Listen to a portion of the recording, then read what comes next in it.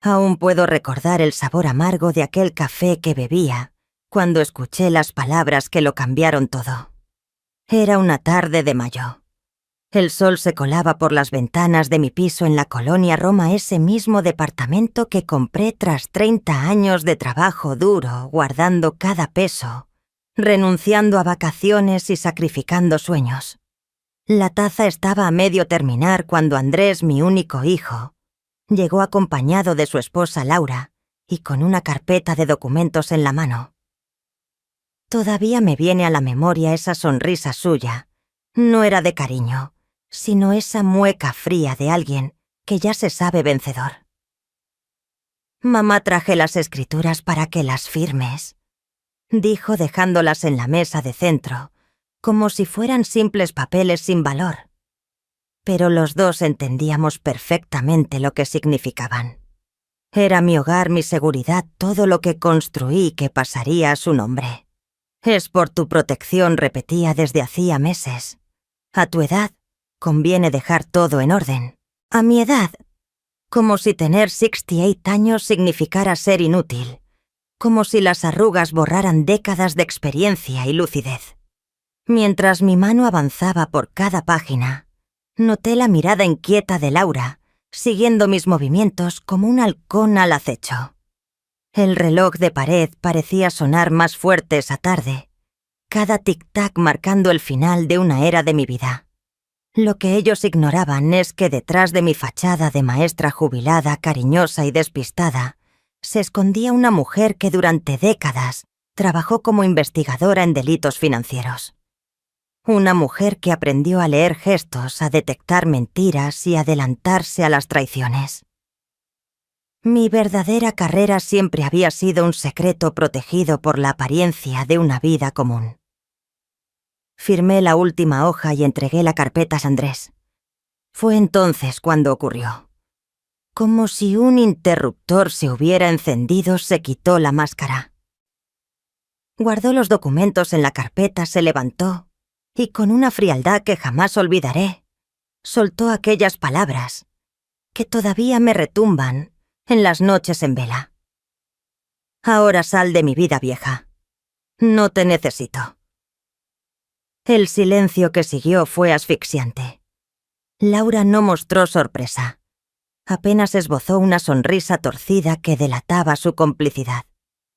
Todo quedó claro, no era un arrebato, era algo planeado desde hacía tiempo.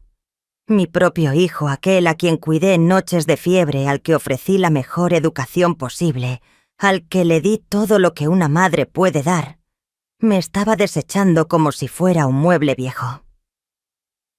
«Andrés», alcancé a murmurar, pero él ya caminaba hacia la puerta. En sus ojos no había culpa, solo prisa. «El departamento ahora es mío. Tienes una semana para irte». Lo dijo como quien despacha a una desconocida. «Puedes irte a la casa de Tlalpan», añadió. «Es más que suficiente para ti. La casa de Tlalpan. Una propiedad pequeña heredada de mis padres, donde guardaba algunas cajas y recuerdos». Para él era el escondite perfecto para arrinconar a una madre incómoda, lejos del mundo elegante que pretendía habitar. Cuando la puerta se cerró dejándome sola, no lloré. Algo dentro de mí ya lo presentía.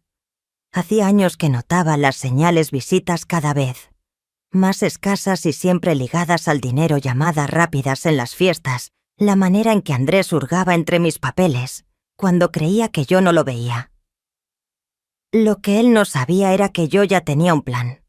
6 meses antes, al notar documentos extraños a mi nombre y cuentas bancarias que nunca abrí, comencé a investigar en silencio. Como profesional que fui, sabía bien dónde mirar. Cámaras discretas instaladas en el departamento mostraron a Andrés, copiando mis datos personales, usando mi número de identificación para operaciones que desconocía. Esa misma noche, tras su partida, tomé el teléfono y marqué a Javier Morales, un viejo compañero de trabajo y vecino del edificio. Él hizo exactamente lo que habíamos previsto. Me dijo con una calma que habría sorprendido a si Andrés activa el plan. En los días siguientes fingí estar derrotada. Comencé a empacar algunas cosas como si de verdad me fuera a mudar. Andrés apareció solo una vez, con un camión de mudanza, para llevarse los mejores muebles. No me dirigió más palabras que las necesarias. Laura ni se molestó en aparecer. Mi nieta Camila, de 15 años, vino a verme a escondidas de sus padres. «Abuela, no entiendo por qué papá está os haciendo esto», me dijo con lágrimas en los ojos. La abracé fuerte sintiendo su cuerpo frágil temblando. Hay personas que solo entienden el valor de algo cuando lo pierden, cariño. Pero no te preocupes por mí. Tu abuela sabe cuidarse mejor de lo que piensan. En la víspera de mi salida recibí la visita de la doctora Isabel Fuentes. Para todos ella era solo mi abogada. En realidad, había sido colega mía en la Policía Federal, con quien trabajé en decenas de casos de fraudes financieros. Revisamos cada punto del plan mientras tomábamos té en el balcón, contemplando el cielo de la ciudad, que pronto Andrés creería suyo. ¿Está todo listo, Manuela? Isabel me mostró unos documentos en su tablet. La trampa ya está armada. Solo falta esperar a que caiga. ¿Cuánto tiempo?, pregunté sirviendo más té. 6 meses como máximo. Estamos vigilando todas las cuentas y transacciones. Cada paso equivocado se está registrando. El fiscal federal ya está enterado. Esa noche dormí por última vez en aquel apartamento. O al menos eso creyó Andrés. Recorrí cada rincón, cada recuerdo estampado en las paredes, el lugar donde dio sus primeros pasos, la esquina del salón donde celebramos su ingreso a la universidad, la cocina donde cociné tantos domingos que con los años se volvieron raros. A la mañana siguiente salí con solo 2 maletas. Dejé las llaves con el portero, tal como Andrés había indicado. «Doña Manuela, qué lástima que se vaya», me dijo don Ernesto, el portero que me conocía desde hacía más de 20 años. «La vamos a extrañar». «No se preocupe, don Ernesto. A veces hay que retroceder un paso para luego avanzar 2». Él no comprendió del todo lo que quise decir, pero me regaló una sonrisa amable. Tomé un taxi no hacia Tlalpan como esperaba Andrés, sino rumbo a Polanco, donde se encontraba mi verdadera residencia. Un piso cómodo que había comprado en secreto años atrás, anticipando que este día llegaría. Allí tenía lo que llamábamos en la policía un centro de operaciones, computadoras, archivos y pruebas que se iban recopilando a diario. Durante los meses siguientes, Andrés no hizo el menor esfuerzo por saber de mí, ni una llamada ni un mensaje, como si me hubiera borrado de su vida. Lo que él ignoraba era que cada paso que daba estaba siendo vigilado, cada movimiento financiero, rastreado, cada reunión con sus socios grabada. Mientras los días pasaban, yo recibía informes constantes del equipo que habíamos formado. Descubrimos que el fraude era mucho más grande de lo que imaginamos al principio. Andrés no solo utilizaba mi nombre y mi identificación para maniobras dudosas. Él dirigía una red de estafas inmobiliarias que afectaba principalmente a personas mayores. Había decenas de historias como la mía, hijos que despojaban a sus padres de sus bienes, muchas veces con consecuencias devastadoras. En ese momento todo dejó de girar solo en torno a mí. Se convirtió en una misión.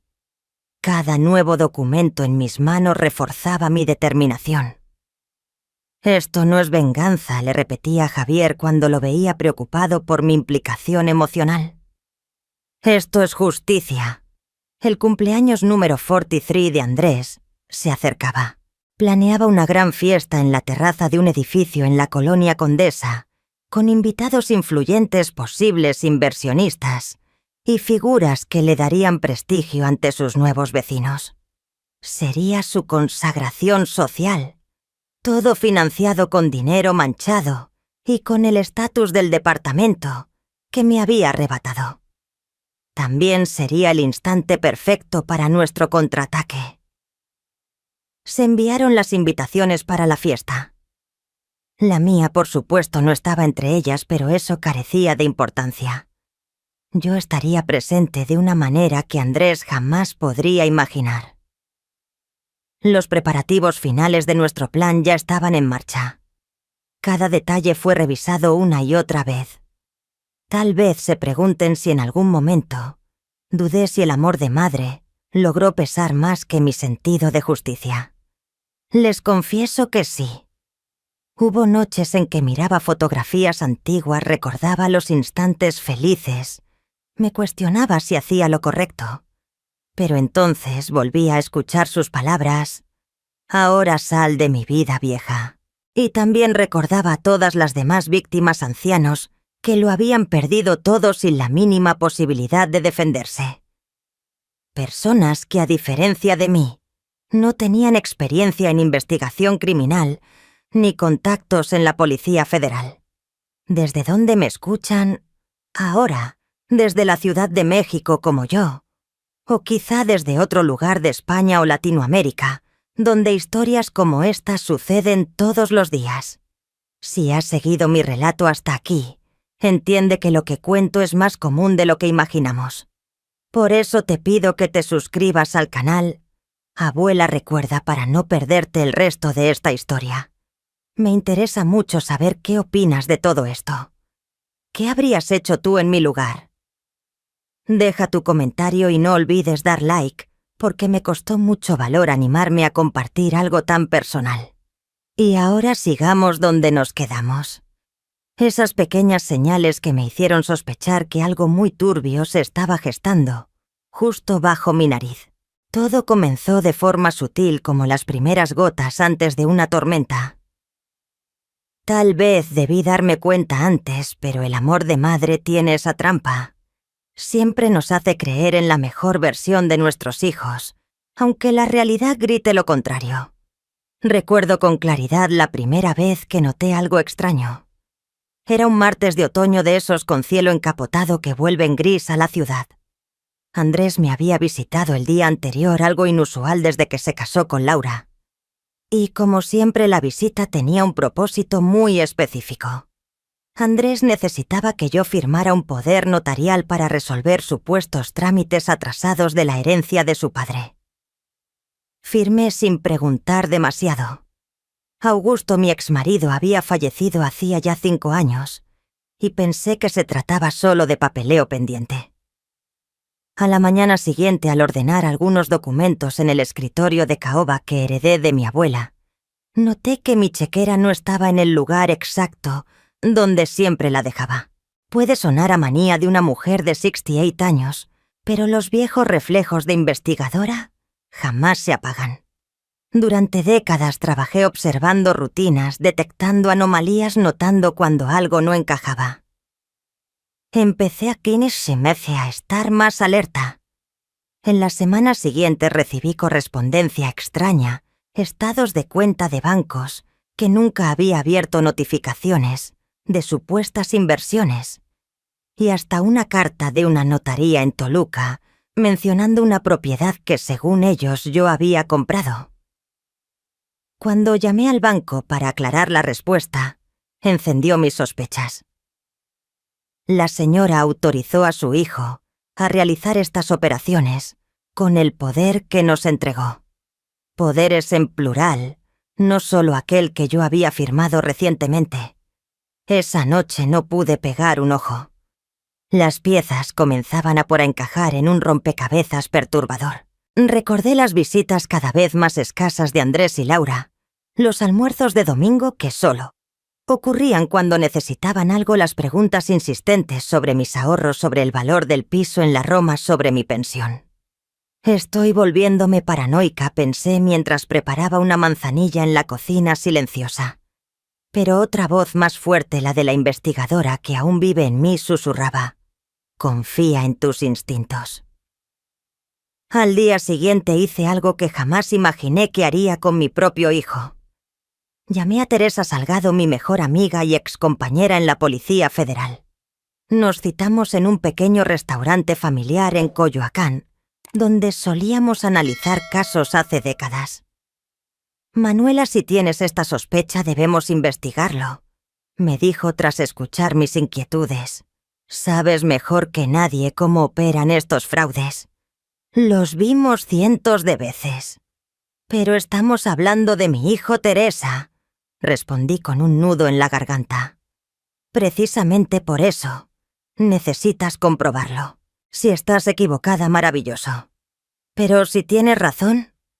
Dejó la frase en el aire mientras removía el café con la cucharilla. Decidimos iniciar una investigación discreta. Teresa activó algunos contactos que aún tenía en activo mientras yo instalaba cámaras ocultas en mi piso, diminutas casi invisibles, distribuidas en la sala, el despacho y el pasillo. Era el mismo tipo de equipo que usé en operaciones importantes de mi carrera. La verdad, salió a la luz muy rápido. A la semana siguiente, mientras yo supuestamente estaba en terapia de rehabilitación, una cita fija, que Andrés conocía bien, él entró en el piso usando la llave que guardaba para emergencias y fue directo a mi despacho. Las cámaras lo captaron todo, abriendo cajones, fotografiando papeles, hurgando entre carpetas, copiando mi firma en una hoja en blanco. Viendo las imágenes en el portátil de Teresa en su casa, sentí una mezcla de náusea y dolor que nunca había experimentado ni siquiera en los peores casos que investigué. Quizás aún tenga una explicación, traté de convencerme mientras Teresa me tomaba la mano. Manuela, estás viendo lo mismo que yo. Está usando tu identidad para algún fraude. Necesitamos saber hasta dónde llega. Los reportes comenzaron a llegar en los días siguientes. Andrés había abierto 3 cuentas bancarias a mi nombre. También existía un poder notarial con mi firma falsificada que le daba autoridad total sobre mis bienes. Descubrimos además que estaba involucrado en un esquema inmobiliario mayor, usando mi nombre y mi CURP como prestanombres en operaciones sospechosas. Lo más inquietante fue saber que no era solo conmigo. Al menos 5 adultos mayores, todos padres de amigos de Andrés, estaban en la misma situación. El patrón era evidente, hijos aprovechándose de la confianza o la fragilidad de sus propios padres para delinquir. Esto es una red organizada, concluyó Julián Herrera, el fiscal federal, al que Teresa contactó. Nos reunimos en secreto en su despacho, donde nos mostró expedientes con casos similares. Tu hijo no actúa solo. Hay otros implicados incluso dentro de bancos y notarías. Fue en ese momento cuando decidí que necesitábamos un plan, no solo para protegerme, sino para destapar todo el entramado. Hacer justicia no únicamente por mí, sino por todos los ancianos que estaban siendo explotados por sus propios hijos. Vamos a dejar que crea que está ganando, propuse, durante una reunión con Teresa, Julián y Javier Morales, mi vecino y viejo compañero que se había sumado a nuestra operación. Le daremos exactamente lo que quiere, pero en nuestros términos. Así nació la idea del plan de la escritura. Andrés llevaba meses insistiendo en que traspasara el departamento a su nombre por motivos de seguridad y de planificación familiar, según él. Decidimos usar eso como carnada, comentó la doctora Isabel Fuentes, abogada especialista en derecho inmobiliario y vieja conocida de la Policía Federal, que preparó un juego especial de documentos. Lo que aparentaba ser una simple cesión de propiedad era en realidad un paquete de papeles meticulosamente diseñados. La escritura verdadera nunca cambiaría de manos. Entre las líneas legales se ocultaba una cláusula que me garantizaba el usufructo vitalicio y bloqueaba cualquier intento de venta o hipoteca sin mi consentimiento expreso.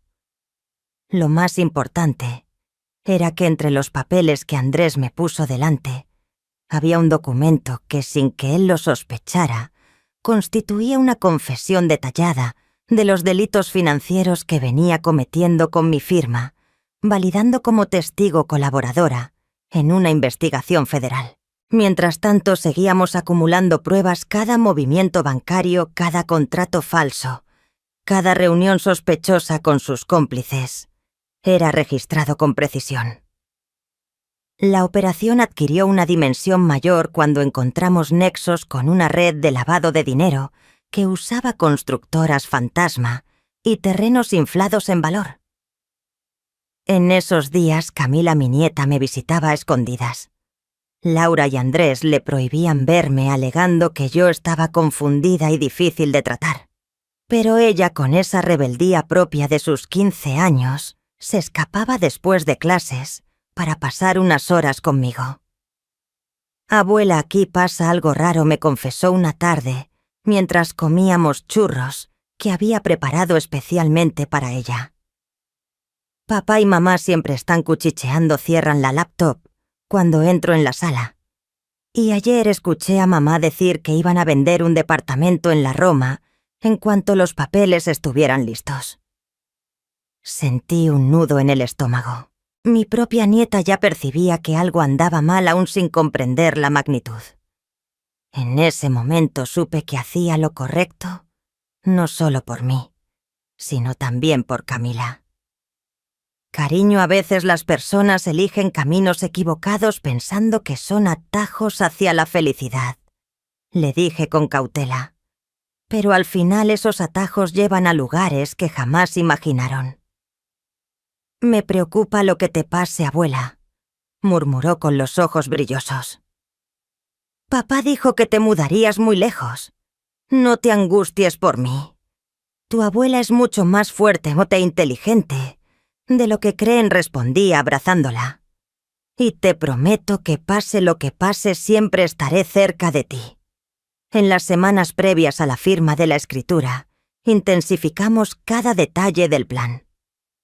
Julián Herrera aseguró que la operación policial estaría lista para activarse en el momento oportuno. Javier Morales coordinó la instalación de un sistema de monitoreo más avanzado en el departamento de la Roma para registrar lo que sucediera tras mi aparente salida. Teresa Salgado preparó un piso seguro en Polanco donde permanecería durante la fase crítica. Llegó el día de la firma.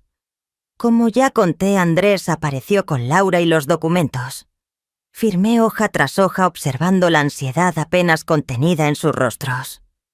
Y entonces soltó la frase que, aunque esperaba, me atravesó como un cuchillo. «Ahora sal de mi vida, vieja. No te necesito». Los días posteriores seguí el plan al pie de la letra. Empaqué algunas cosas, dejé que Andrés se llevara los muebles que deseaba y fingí estar derrotada, resignada. En la fecha señalada para mi salida entregué las llaves al portero y partí supuestamente hacia la casa de Tlalpan. En realidad me trasladé al piso de Polanco donde instalamos nuestra central de operaciones. Desde allí, con la ayuda de Javier, Teresa y Julián, seguimos de cerca cada movimiento de Andrés. Las cámaras ocultas en el departamento de la Roma mostraban a él y a Laura celebrando su triunfo, planeando reformas y hasta la eventual venta del inmueble. «Ellos no imaginan lo que viene», comentó Javier, mientras veíamos las grabaciones en la pantalla. «Ninguna idea», confirmé con una calma que me sorprendió. Bautizamos la operación como Código Gratitud, un nombre irónico que reflejaba lo que enfrentábamos, hijos que olvidaban el agradecimiento, debido a quienes les dieron todo. Durante 6 meses, vivimos en alerta constante. Las pruebas se acumulaban. Andrés usaba el piso de la Roma como garantía para préstamos falsos. Mostraba el lugar a supuestos inversionistas y soñaba con un proyecto de lujo. Descubrimos algo que me hirió profundamente: el dinero que decía guardar para los estudios de Camila en realidad se desviaba a cuentas en el extranjero. Mi nieta, que soñaba con ser médica, estaba siendo engañada. Ella era la única que conocía mi paradero real y juró mantener el secreto. Nuestras charlas en Polanco eran un refugio para las dos. «Papá prepara una fiesta enorme en un rooftop de la Condesa», me contó una tarde. Esa noticia fue la chispa: todos sus socios reunidos en un mismo lugar. La ocasión perfecta. Es el momento, dije a Julián cuando analizamos el plan. Él asintió. Las órdenes ya están listas. Preparamos cada detalle: policías infiltrados, jueces con documentos en mano y un sistema de video que interrumpiría la fiesta, mostrando mi mensaje. La víspera dudé. En la terraza con el mar a lo lejos pensé en todo lo que implicaba. Andrés iría a prisión, su prestigio se acabaría, y Camila sufriría el golpe de ver a sus padres expuestos. «Aún podemos detenernos», sugirió Javier al darme una taza de té. Negué despacio. «No es solo por mí. Es por todos los mayores que no tienen voz». Esa noche repasé fotos antiguas: Andrés niño corriendo en la playa, adolescente orgulloso con su trofeo de natación, joven en su graduación. ¿En qué momento ese hijo se transformó en un hombre calculador y cruel?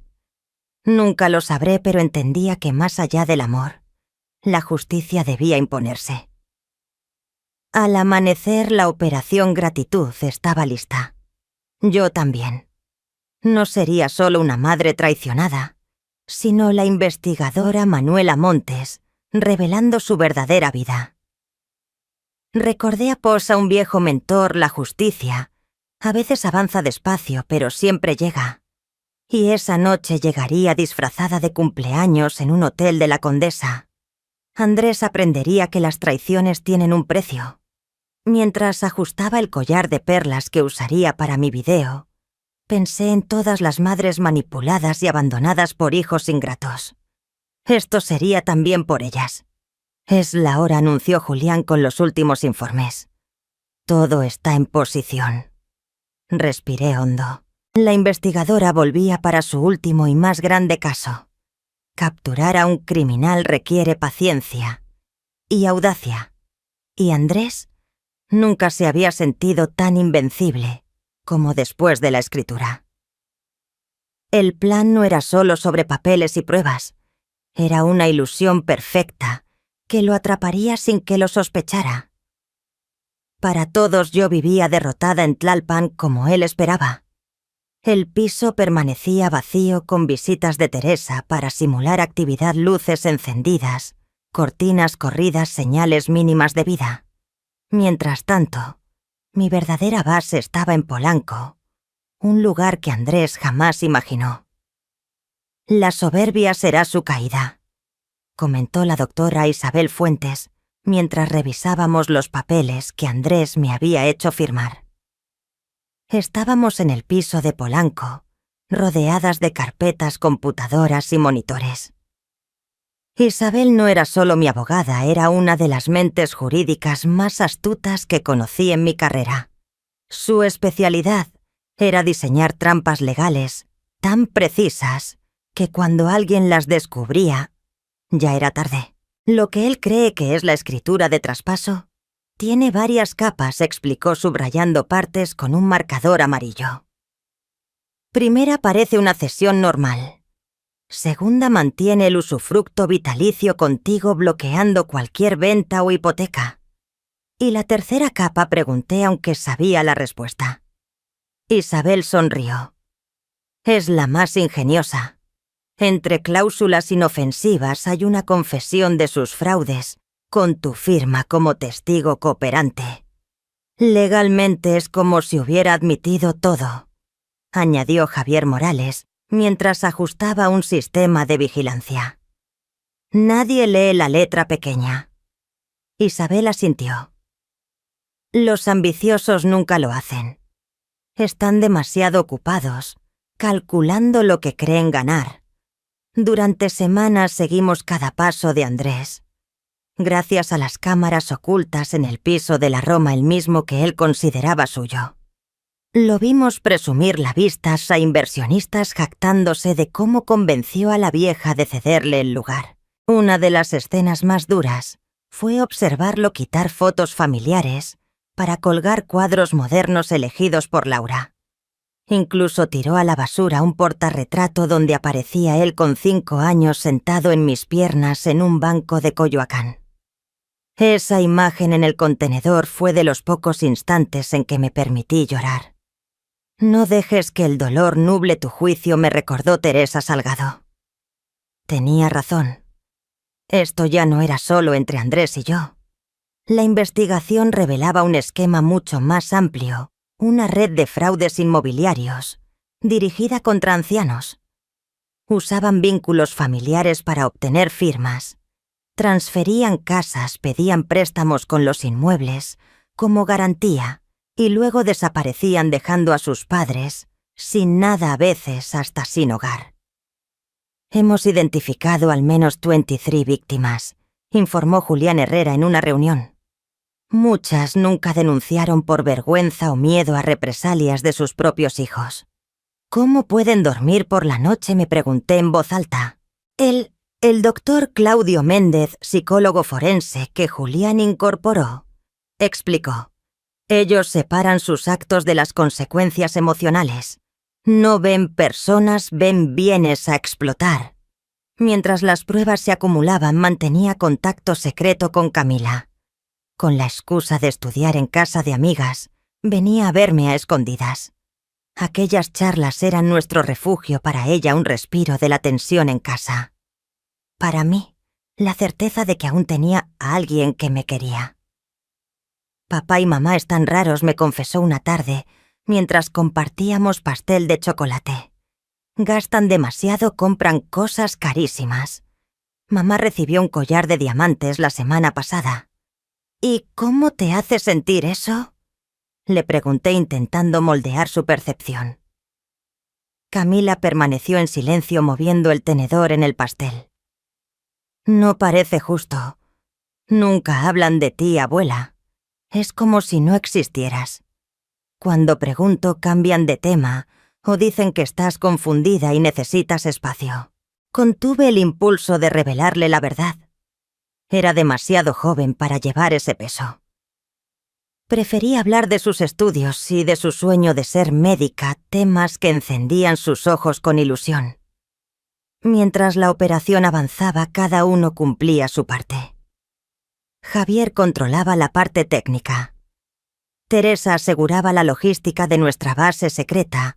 Julián cuidaba los aspectos legales y la doctora, Isabel Fuentes, afinaba la trampa jurídica para Andrés.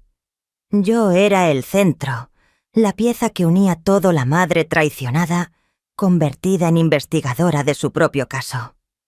3 meses después de mi salida surgió la primera gran oportunidad. Andrés convocó una reunión en lo que había sido mi cuarto de huéspedes, ahora su oficina con 5 de sus socios. Gracias a las cámaras y micrófonos ocultos registramos cada palabra. El negocio crece más rápido de lo esperado, se jactó sirviendo whisky en copas que habían sido regalo de mis 60 años. El modelo está probado. Identificamos al objetivo. Generamos confianza. Transferimos legalmente los bienes. Y luego liquidamos. Rápido, limpio, lucrativo. ¿Y los ancianos no reaccionan?, preguntó un tal Rogelio Mendoza, corredor con contactos políticos turbios. Andrés soltó una risa que me resultó irreconocible. Ese es el genio del plan. Elegimos a personas solas dependientes de sus hijos. Cuando se dan cuenta es demasiado tarde. Y aunque lo hagan, la vergüenza los mantiene callados. Ver esa grabación fue devastador. Mi propio hijo, al que crié con amor hablando de esa forma tan fría, me provocó una náusea imposible de calmar. Esto basta para encerrarlo por décadas, señaló Julián tras la reunión. Tenemos confesiones, nombres, operaciones. Yo guardé silencio y luego respondí. Los quiero a todos, socios banqueros, notarios corruptos. Si actuamos ya, atraparemos solo la superficie. Julián me miró con respeto y preocupación. ¿Estás segura, doña Manuela? Eso implica dejarlo seguir un tiempo más. Lo estamos vigilando. Podemos intervenir si surge una nueva víctima, le aseguré. Fue una decisión dura pero unánime. Seguiríamos documentando, reforzando el caso hasta hacerlo inquebrantable. No se trataba solo de castigar, sino de sentar precedente para proteger a otros ancianos indefensos. Mientras tanto, Andrés vivía sin sospechar nada. Las cámaras mostraban su creciente ostentación, muebles de diseñador, un auto deportivo, cenas en lugares exclusivos. Laura lucía joyas nuevas, ropa de lujo, spas costosos. Era como si compitieran por gastar el dinero antes de que se esfumara. O antes de que los atrapen, comentó Javier durante una sesión de monitoreo. Fue entonces cuando Camila me dio sin saberlo una pista crucial. «Papá está preparando una fiesta de cumpleaños enorme», dijo mostrando en su celular el convite digital. Un rooftop en La Condesa con todos los nombres importantes del sector inmobiliario. Revisé el convite con creciente interés. El evento sería en la terraza exclusiva del Hotel Meridian, con vista a toda la ciudad. El tema éxito y prosperidad. Estarían empresarios, corredores de alto nivel, algunos políticos y, lo más importante, todos los cómplices identificados. «Es perfecto», comenté después de que Camila se fue. Todos juntos celebrando su supuesta invencibilidad. «La ironía es poética», añadió Isabel. «Usar su propia fiesta como escenario de su caída. En las semanas siguientes pulimos la operación. Julián consiguió los mandatos judiciales y coordinó con la Policía Federal. Isabel preparó la documentación legal que se mostraría en el acto. Javier diseñó un sistema para intervenir las pantallas del evento y proyectar mi mensaje en todas ellas. La cuestión más difícil era Camila. No sabía nada y seguramente estaría en la fiesta. Ver a su padre expuesto y arrestado sería un golpe duro. «Tal vez deberíamos apartarla con una excusa», sugirió Teresa. Moví la cabeza con firmeza. «No. Camila merece conocer la verdad. Ocultársela ahora solo la confundirá más después». «¿Estás segura? Es tu nieta. Precisamente por serlo debo respetarla lo suficiente para no engañarla. Ella ya percibe que algo anda mal. Su intuición es fuerte como la mía a su edad. La semana del evento grabé mi mensaje en un estudio, facilitado por contactos de Julián. Me vestí con el collar de perlas que me regaló mi padre al graduarme de la academia. Ensayé una y otra vez, buscando equilibrio entre firmeza y dignidad. «No muestres rabia», aconsejó el doctor Claudio, que supervisaba. «La rabia le da poder. Muestra claridad y propósito». Las primeras palabras brotaron solas. «Hola, hijo mío». Sorpresa.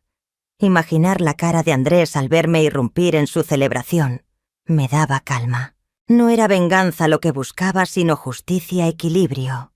La verdad que tarde o temprano siempre emerge. La víspera tuve un último encuentro con Camila. No revelé lo que pasaría, pero intenté prepararla. «Camila, quiero que sepas que pase lo que pase, mi amor por ti nunca cambiará», le dije tomando sus manos.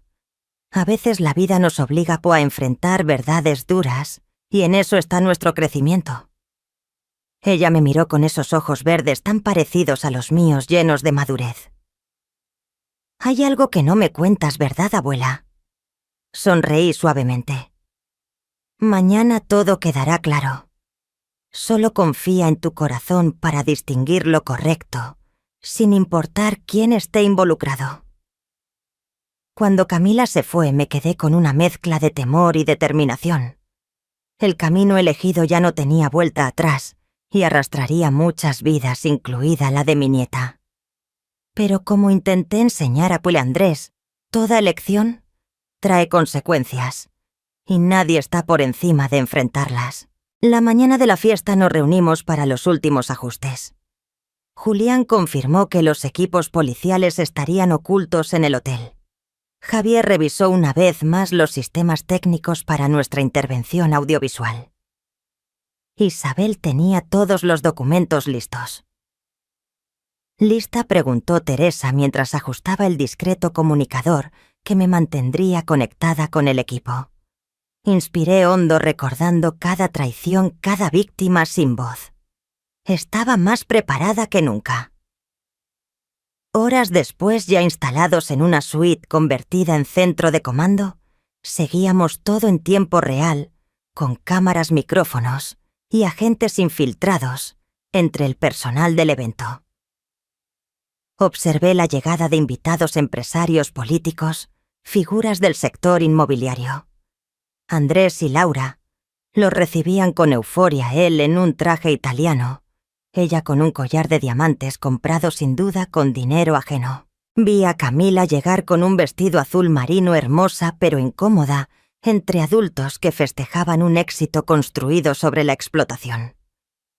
Su mirada inquieta revelaba que algo no encajaba. Y cuando comenzaron los brindis con Andrés, dispuesto a presumir su éxito merecido, di la orden iniciar Operación Código Gratitud. Todo sucedió con precisión. Andrés alzó su copa sonriente, convencido de su impunidad. Señoras y señores, agradezco su presencia. A mis 43 años puedo decir que finalmente...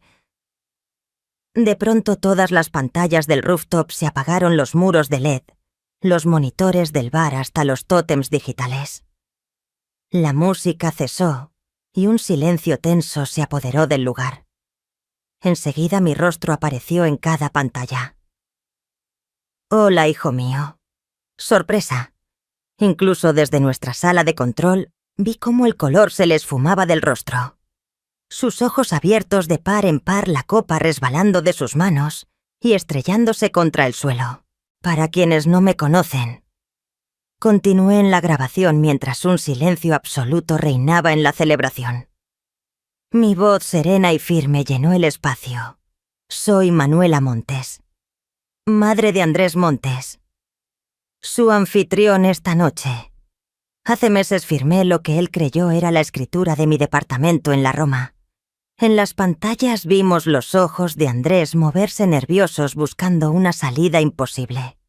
Laura a su lado le apretaba el brazo con tanta fuerza que sus nudillos se pusieron blancos. Me pediste que saliera de tu vida después de firmar. Ahora sal de mi vida, vieja. No te necesito. Esas fueron tus palabras exactas, Andrés. Por el comunicador escuché la voz de Julián. Todas las salidas están cubiertas. Los invitados intercambiaban miradas incómodas. Algunos se alejaban de él como de un barco que se hunde. La grabación continuó.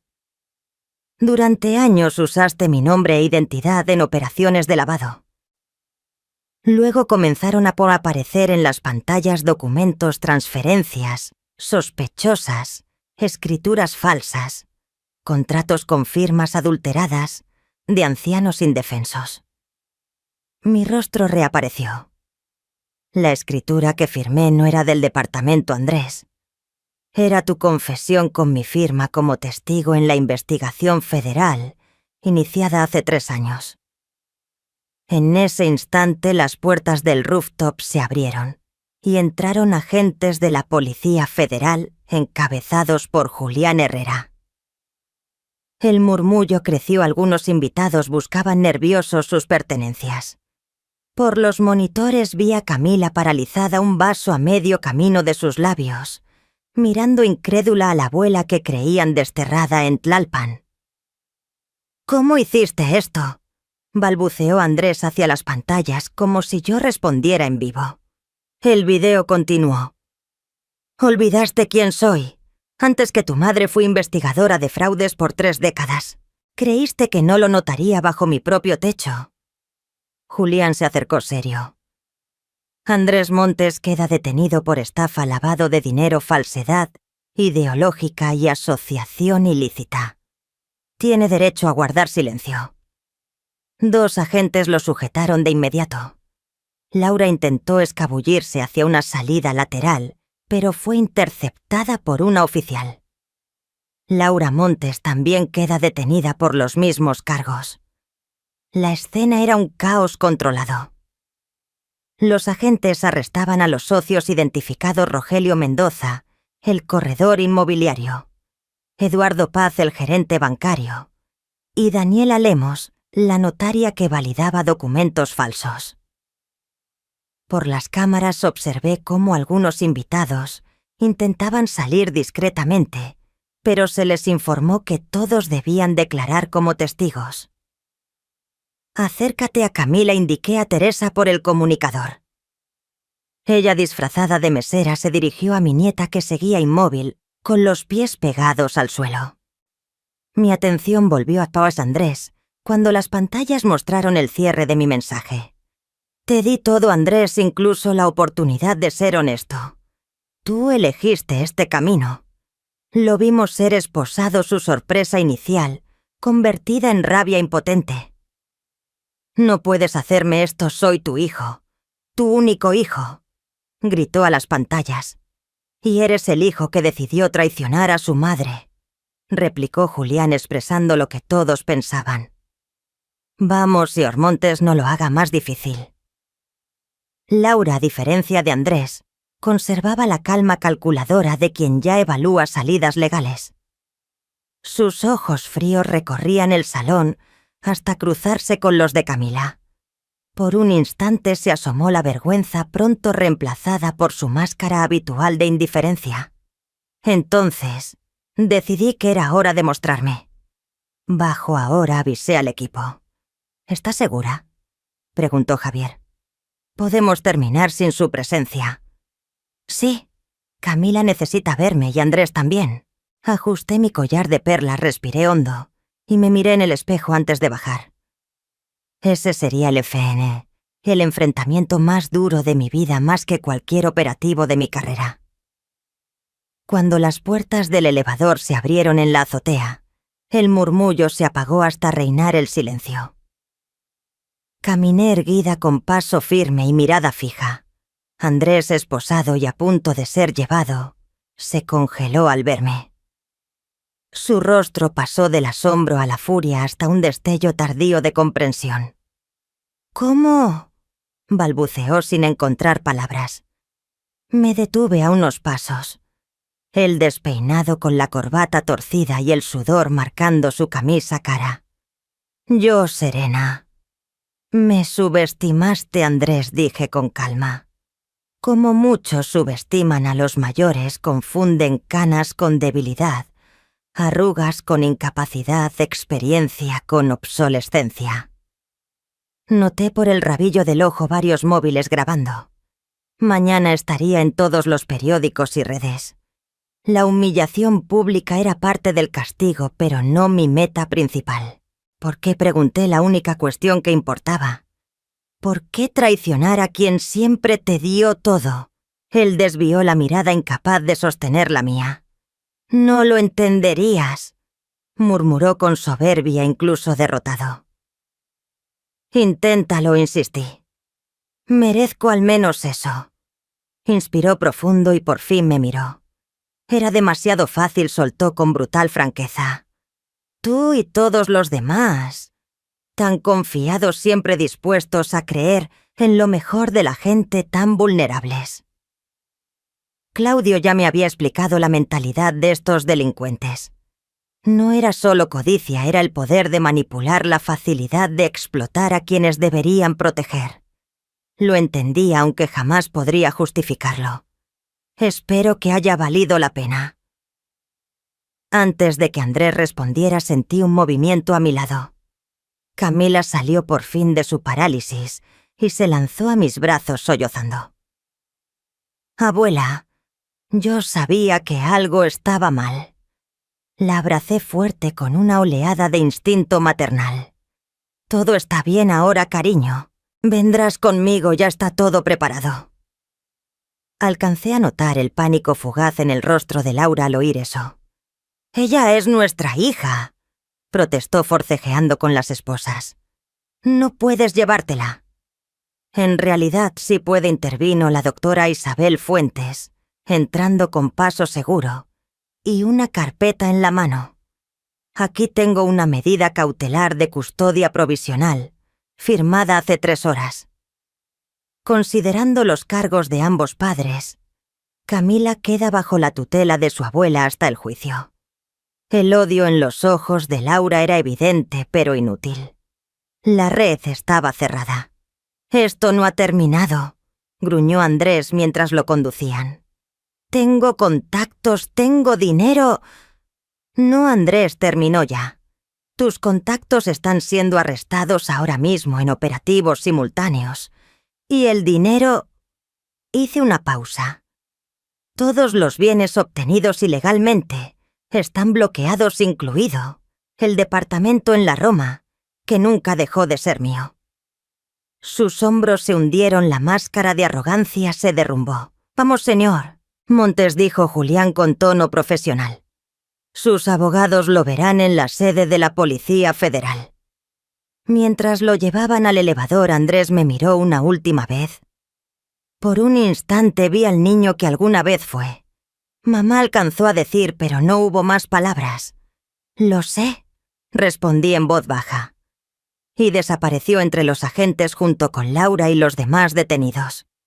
Los invitados restantes eran organizados para declarar a algunos con alivio de no estar implicados.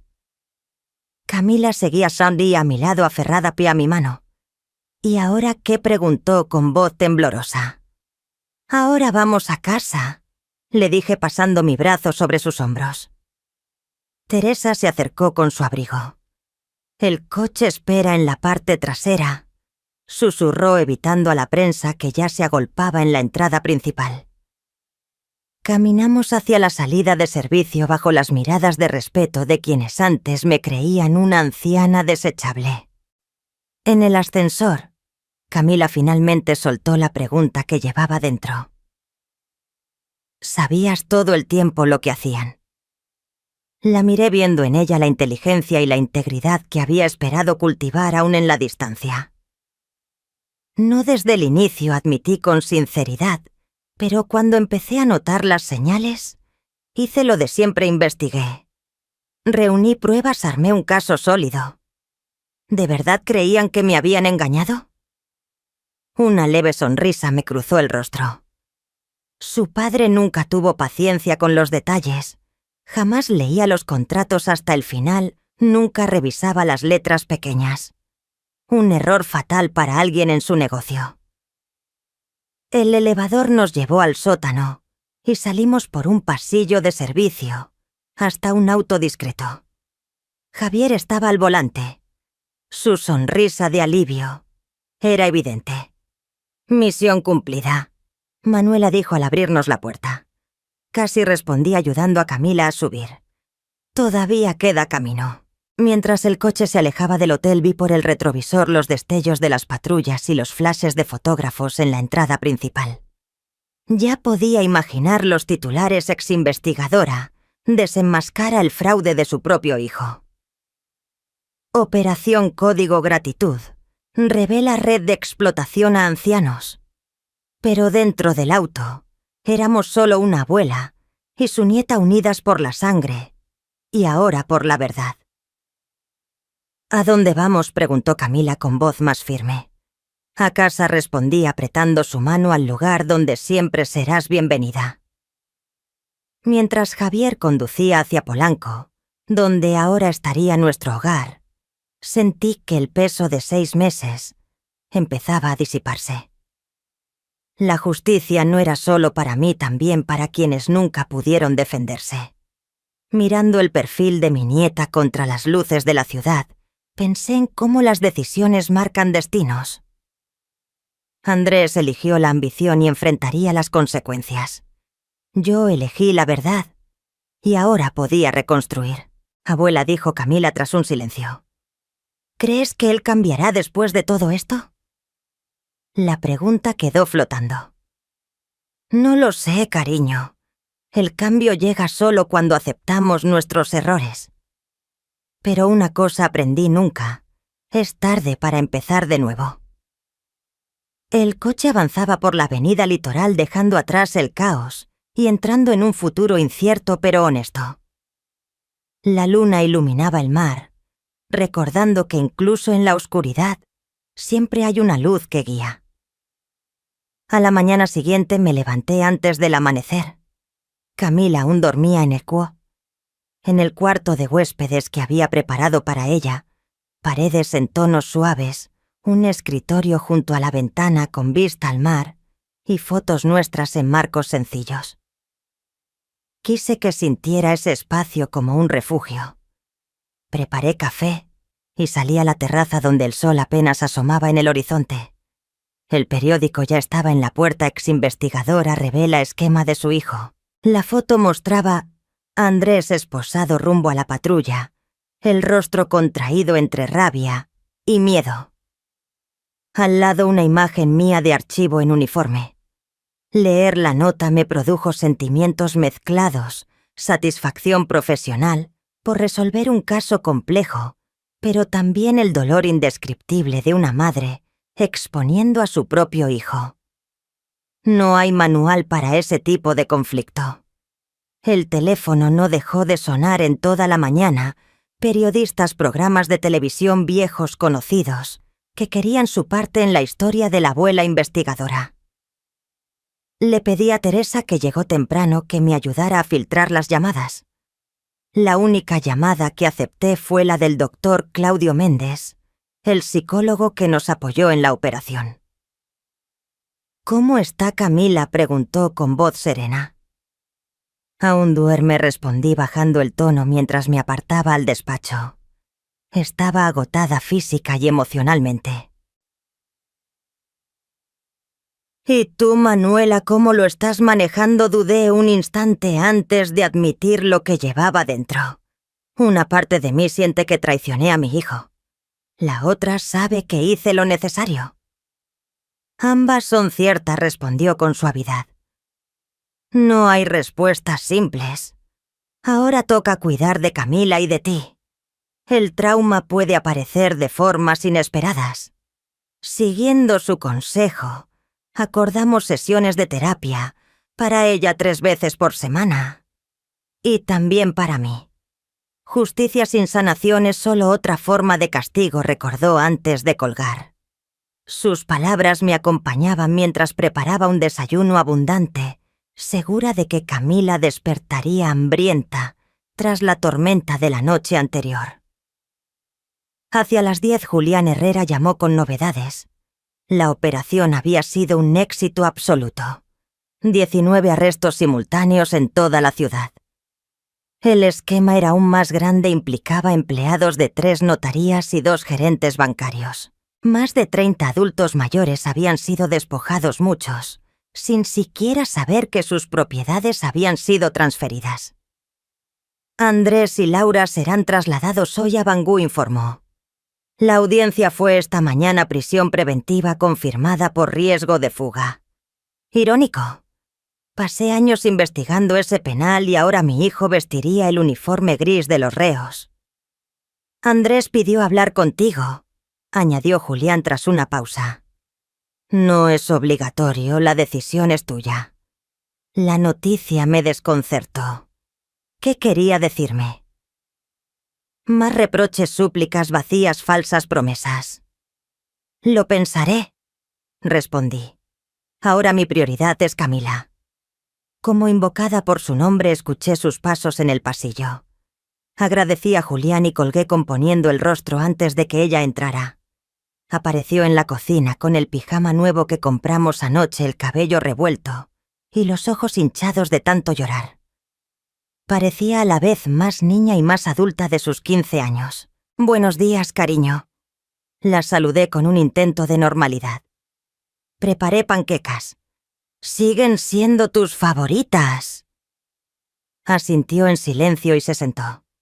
Le serví un plato generoso con jugo de naranja recién exprimido. Comía de manera mecánica, como si el cuerpo reclamara energía mientras la mente vagaba. «Están en los periódicos, ¿verdad?», preguntó sin levantar la vista. No tenía caso ocultarlo. «Sí, en primera plana». Asintió otra vez, como confirmando lo que ya intuía. «Las chicas en la escuela lo verán. Todos lo sabrán». Sentí de golpe el peso social que caería sobre ella, Ya no era solo la hija de delincuentes expuestos, sino una adolescente enfrentando el juicio cruel de sus pares. «Podemos cambiarte de escuela, incluso de barrio», sugerí con suavidad. Para mi sorpresa, Camila negó con firmeza.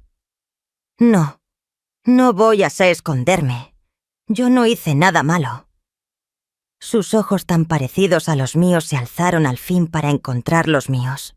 «Tú me enseñaste, abuela, que debemos enfrentar la verdad aunque duela». El orgullo que sentí en ese instante fue tan intenso que casi eclipsó la pena de los últimos meses. Entre tanta deshonestidad, Camila había elegido la integridad. Ese sería mi verdadero legado, no el hijo perdido en la avaricia, sino la nieta que heredó mi sentido de justicia. Los días siguientes fueron de rutina improvisada. Camila comenzó las sesiones con el doctor Claudio, que acudía al departamento para evitar la exposición pública. Yo alternaba entre reuniones con abogados, nuevas declaraciones a la Policía Federal y charlas con la doctora Isabel Fuentes sobre las implicaciones legales de todo. «Los bienes bloqueados ya están siendo evaluados», explicó Isabel. «Muchos se venderán para indemnizar a las víctimas, pero tu piso en la Roma está seguro. La cláusula de usufructo vitalicio funcionó». «¿Y la casa en Tlalpan?», pregunté pensando en la propiedad de mis padres. «Intacta. Andrés nunca la incluyó en sus maniobras, quizá por considerarla poco valiosa. Sentí un alivio inesperado. Esa casita guardaba recuerdos preciosos de mi infancia». La tercera noche, mientras Camila dormía, recibí la visita de Javier. Él había sido mi sostén desde el inicio, compañero en esta misión improbable. Nos sentamos en la terraza con 2 tazas de té mirando las luces reflejadas en el mar. «¿Has decidido si lo visitarás?», preguntó. No hizo falta aclarar a quién se refería. Aún no. Parte de mí quiere respuestas, otra teme que no existan. Javier asintió con comprensión. «No hay prisa, Manuela. Ya has demostrado más valor del que muchos muestran en toda su vida». Lo miré agradecida. Fue colega en la Policía Federal, por 2 décadas, vecino casi el mismo tiempo. Y ahora, en esta etapa inesperada, algo más, un refugio, en medio de la tormenta. «Creo que necesito verlo», confesé. «No por él, por mí. Para cerrar este capítulo».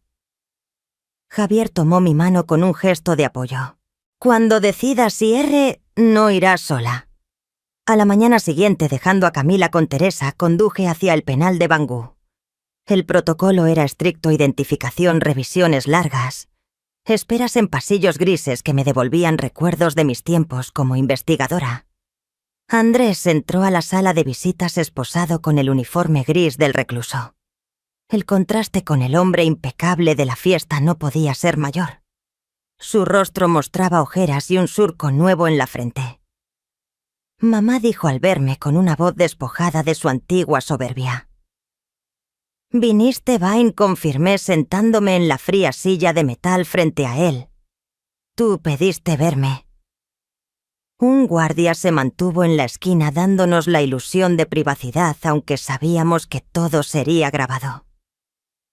«¿Cómo está Camila?», preguntó de inmediato, sorprendiéndome con esa primera inquietud. «Es fuerte, lo está llevando mejor de lo que imaginas». Y tú, añadió con un dejo de admiración. «Nunca pensé que fueras capaz de lo que hiciste. Ese fue tu error, Andrés. Subestimarme como tantos hacen con los mayores». Bajó la mirada, gesto de sumisión que jamás había visto en el adulto. «Quisiera pedir perdón, pero sé que no hay excusas». No las hay», respondí firme. «No se trata solo de mí. Hubo otros ancianos, gente que confió en sus propios hijos como yo confié en ti». «Lo sé», murmuró pasándose las manos por el rostro encadenado. Empezó pequeño. «¿Sabes? Una firma aquí, una cuenta allá». Y luego fue más fácil, demasiado fácil. Así crece la corrupción, señalé recordando tantos casos pequeños desvíos que terminan en monstruosidades irreconocibles. Andrés levantó la vista. ¿Qué pasará ahora? Habrá juicio. Las pruebas son claras. Serás condenado. Ya lo sé. Pregunto por ti y por Camila. Por nosotros. El silencio cargó de peso la sala. ¿Qué queda de una familia tras semejante traición? No lo sé, Andrés. Algunas heridas no cierran del todo. Pero Camila aún necesita a un padre, aunque sea imperfecto. Y tú siempre serás mi hijo, aunque apenas te reconozca. ¿Crees que algún día me perdonarás?, dijo casi en susurro. Medité antes de contestar. El perdón no es instantáneo, es un proceso largo y doloroso. No prometo que lleguemos allí, pero tampoco cierro esa puerta. El guardia se acercó, señal de que la visita concluía. Antes de irme lo miré una última vez. Vi al niño con fiebre en mis brazos, al joven rebelde y al hombre que eligió la mentira. Camila preguntó si vas a cambiar, añadí. Le dije que no lo sé, que la transformación solo llega al aceptar nuestros errores.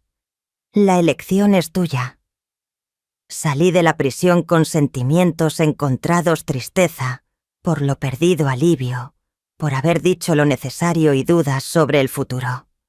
El cielo de la Ciudad de México lucía cruelmente azul en contraste con la grisura que acababa de dejar.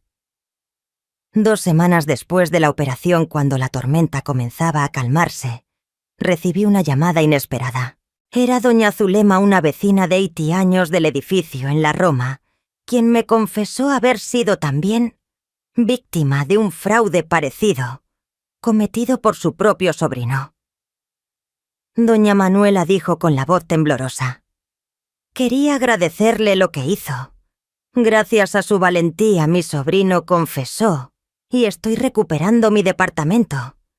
Su gratitud fue seguida por muchas otras. A medida que la operación se hizo pública, comenzaron a llegar cartas, correos, llamadas, decenas de adultos mayores y sus familias agradeciendo la visibilización de un esquema que los había golpeado. Entonces surgió una idea. Con el apoyo de Isabel, Julián y Javier, organicé encuentros con otras víctimas. Al principio eran charlas informales en cafeterías o en mi piso, compartiendo experiencias y consejos sobre cómo recuperar bienes. Poco a poco esas reuniones se volvieron más organizadas. 3 meses después de la operación Código Gratitud, fundamos el Instituto Memoria Viva, dedicado a la protección patrimonial y emocional de personas mayores. Con parte de los recursos recuperados y destinados legalmente a la reparación, alquilamos una pequeña oficina en Polanco. Allí comenzamos a ofrecer asesoría legal gratuita, apoyo psicológico y talleres educativos sobre derechos de los mayores. Camila, para mi sorpresa y orgullo, se volvió voluntaria entusiasta. Después de la escuela iba directo al instituto, ayudaba en la organización, conversaba con los ancianos y absorbía historias y lecciones que ningún aula le daría. «Creo que quiero estudiar Derecho cuando termine la preparatoria», me confesó una tarde mientras preparábamos material para una charla. «Quiero ayudar a quienes no pueden defenderse, como la doctora Ara Isabel». Sus palabras me arrancaron lágrimas. Entre el dolor y la decepción había nacido algo luminoso. El instituto crecía, ganaba prestigio y atraía profesionales que ofrecían su tiempo y conocimiento. Lo que empezó como respuesta cuco a una traición personal se convertía en un movimiento de defensa y dignidad para los mayores. Al 6º mes organizamos un evento en el Centro Cultural. La sala estaba llena: ancianos, familias, abogados, psicólogos, trabajadores sociales e incluso políticos que buscaban asociarse a la causa. En el escenario relaté nuestra historia sin filtros, la traición de Andrés, cómo utilicé mi experiencia para desarmar el fraude, y cómo ese dolor se transformó en propósito. La vejez no es sinónimo de fragilidad, ni de obsolescencia, afirmé mirando a la audiencia. Es la suma de experiencias, de sabiduría, de fuerza. Lo que nos pasó no fue por ingenuidad, sino por confiar en las personas equivocadas, muchas veces aquellas llamadas a protegernos. Al terminar decenas compartieron sus propias vivencias. Entre ellas noté a una mujer elegante que aguardaba en silencio. Al acercarse la reconocí enseguida, era la madre de Laura, la otra abuela de Camila. Se presentó con cierta timidez. Nunca tuvimos oportunidad de conocernos realmente a pesar de que compartimos una nieta. Quiero decirle que admiro profundamente su valentía y que lamento lo que mi hija y su hijo hicieron. Su disculpa inesperada me conmovió. No tenía por qué asumir culpas ajenas, y sin embargo, me ofrecía una mano de reconciliación. Camila habla mucho de usted, continuó. Me gustaría conocer mejor a mi nieta, si es posible. En ese instante comprendí que la sanación llega de formas insospechadas, a través de lazos que superan el rencor. Por supuesto, respondí, abriendo una puerta nueva. A Camila le encantará tener más cerca a su abuela Regina. Han pasado 2 años desde la noche en que la Operación Código Gratitud salió a la luz. Andrés sigue cumpliendo condena, aunque participa en un programa de reparación a las víctimas y coopera con las autoridades para desmantelar otros fraudes. Camila y yo lo visitamos de vez en cuando, manteniendo un vínculo frágil, pero con un hilo de esperanza.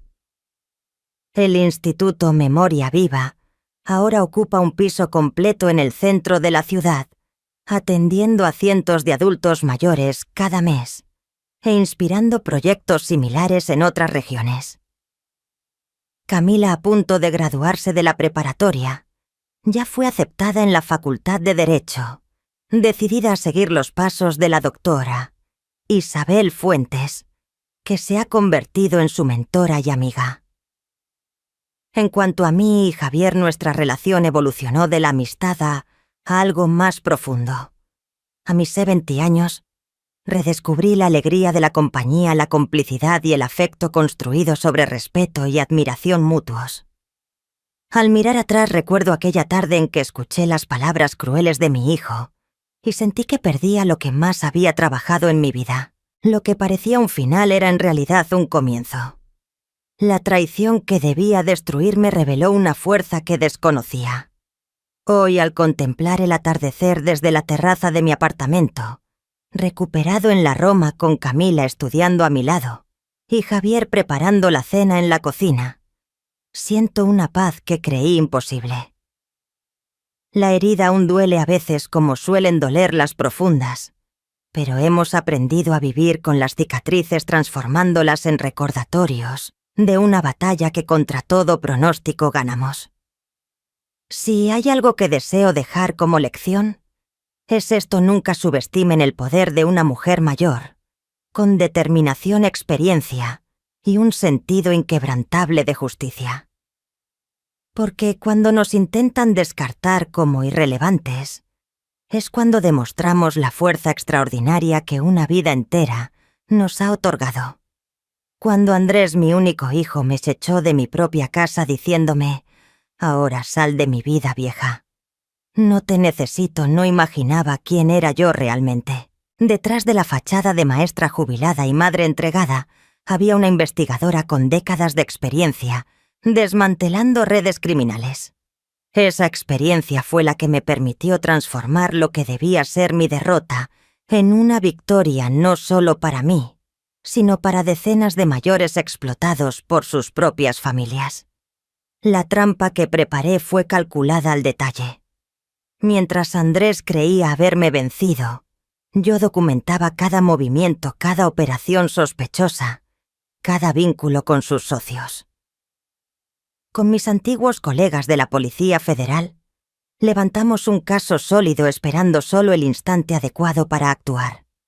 Y qué mejor momento que su fiesta de cumpleaños rodeado de cómplices y de la élite que tanto deseaba impresionar. Ver su expresión cuando mi rostro apareció en todas las pantallas fue inolvidable. No fue por venganza, sino porque la justicia, al fin, se hacía visible no solo para mí, sino para todas las víctimas. Las consecuencias fueron inmediatas. La operación Código Gratitud terminó con 19 arrestos simultáneos, la exposición de una red que alcanzaba notarías y bancos, y la identificación de más de 30 adultos mayores estafados. Mi hijo y su esposa Laura fueron encarcelados enfrentando la realidad de sus actos. Camila, con apenas 15 años, vino a vivir conmigo. Verla enfrentar la verdad sobre sus padres y elegir un camino distinto fue la mayor recompensa. No solo superó el trauma, floreció encontrando propósito en ayudar a otros mayores a través del Instituto Memoria Viva que fundamos juntas. Los 2 años siguientes fueron de reconstrucción y transformación. Lo que empezó como reacción a una traición personal se convirtió en un movimiento que hoy brinda asistencia legal, apoyo psicológico y talleres de derechos a cientos de personas cada mes. Andrés sigue preso aunque participa en programas de colaboración y reparación. No borra lo hecho, pero deja abierta una mínima puerta hacia la redención. Nuestra relación, aunque frágil, no está rota del todo. Como le dije en la prisión, el perdón no se concede de golpe. Es un proceso largo y doloroso. Yo a mis 70 años redescubrí que la vida aún guarda sorpresas. Recuperé mi departamento en la Roma, encontré propósito en el instituto y un lazo profundo con Javier, mi viejo colega y compañero en los momentos más oscuros. Las heridas de la traición de Andrés aún duelen, pero aprendí a vivir con esas cicatrices convertidas en marcas de una batalla que contra todo pronóstico ganamos. Si algo quiero que quede de mi historia, es esto: la edad no equivale a fragilidad. Las canas, las arrugas, los pasos lentos no reducen nuestra capacidad de exigir justicia ni de reinventarnos. Cada arruga es una experiencia, cada cabello blanco, una lección aprendida. Todos, si tenemos suerte, llegaremos a viejos. La manera en que tratamos hoy a los mayores define la sociedad que heredaremos mañana. Si permitimos que sean explotados, engañados y descartados, estamos aceptando ese mismo destino para nosotros. Por eso te pido a ti que escuchas, si en mi relato reconoces algo de tu propia vida, si conoces a alguien en riesgo, o si simplemente te importa esta causa, no guardes silencio. El silencio es el mayor cómplice de quienes se aprovechan de los más vulnerables. Busquen ayuda, denuncien, compartan información que pueda proteger a otros mayores. Revivir y contar esta travesía no fue sencillo. Cada recuerdo exigió valor y firmeza. Hacer este video me tomó tiempo y energía, pero creo esencial que estas historias vean la luz. El canal Abuela Recuerda existe justo para eso: dar voz a quienes tenemos relatos valiosos y lecciones que ofrecer. Si esta historia les tocó de alguna manera, les invito a suscribirse. Cada nuevo suscriptor es una persona más consciente, un aliado más en la defensa de los derechos de los mayores. Tal vez un clic en suscribirse parezca un gesto mínimo, pero para nosotros significa mucho. Reconoce que nuestras historias importan y que nuestras voces deben escucharse. Dejen también su me gusta. Ese pequeño gesto permite que el mensaje llegue más lejos, fuera de nuestro círculo inmediato. Y por favor, compártanlo con alguien que necesite escucharlo.